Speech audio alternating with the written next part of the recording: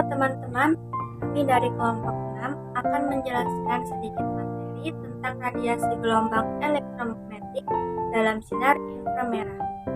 Saya Gabriela Chandra, sebelumnya izinkan saya memperkenalkan teman-teman terlebih dahulu, yaitu ada Adinda Damar Asih Setiawan, Raisya Hidayatulnisa, dan saya Ratnawati.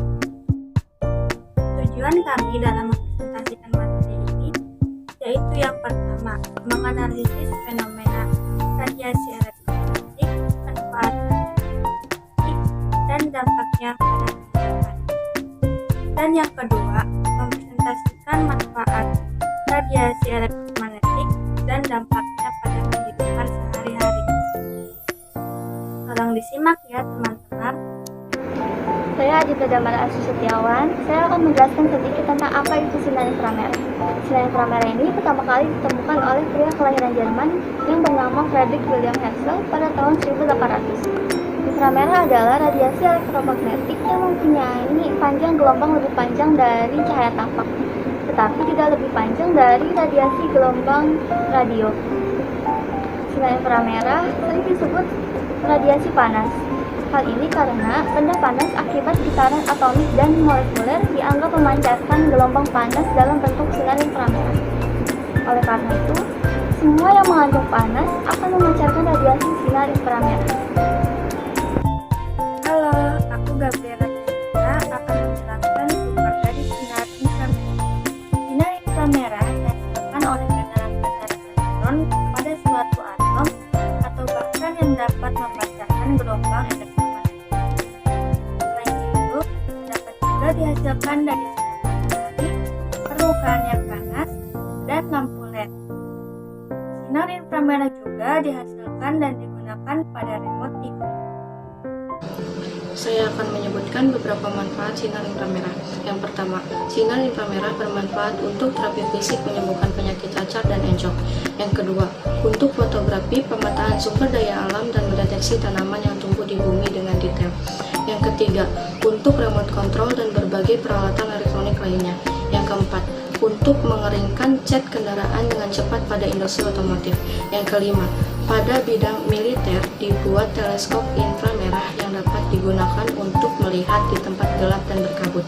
Inframerah juga dimanfaatkan satelit untuk memfoto permukaan bumi meskipun dalam keadaan berawan dan berkabut. Yang keenam, terapi sinar inframerah mampu menolong meredakan nyeri pada sendi rahang akibat disfungsi, cikling, atau radang sendi lainnya.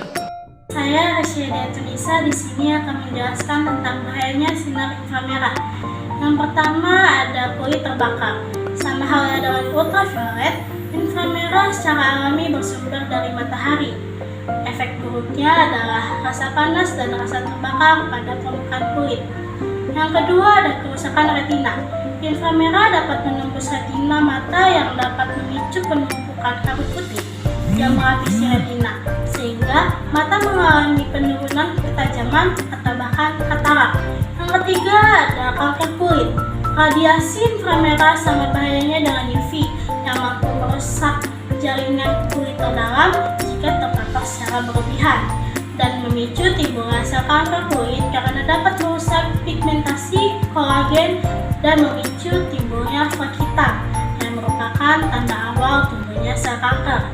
Yang keempat ada penuaan dini. Terpapar radiasi inframerah dalam waktu yang lama bisa menimbulkan kulit kering dan menjadi keriput. Sejarah penemuan inframerah. Pada sekitar tahun 1800, William Herschel, seorang astronom, melakukan percobaan mengukur perbedaan suhu antara warna-warna dalam spektrum cahaya yang terlihat. Herschel menempatkan termometer pada setiap warna dari spektrum yang terlihat. Hasil dari penelitian tersebut menunjukkan terdapat peningkatan suhu yang terjadi dari cahaya biru menjadi merah. Setelah melihat pengukuran suhu yang hasilnya lebih hangat tepat terdapat di luar ujung spektrum merah yang terlihat. Pada saat itu, cahaya inframerah telah ditemukan oleh Herschel.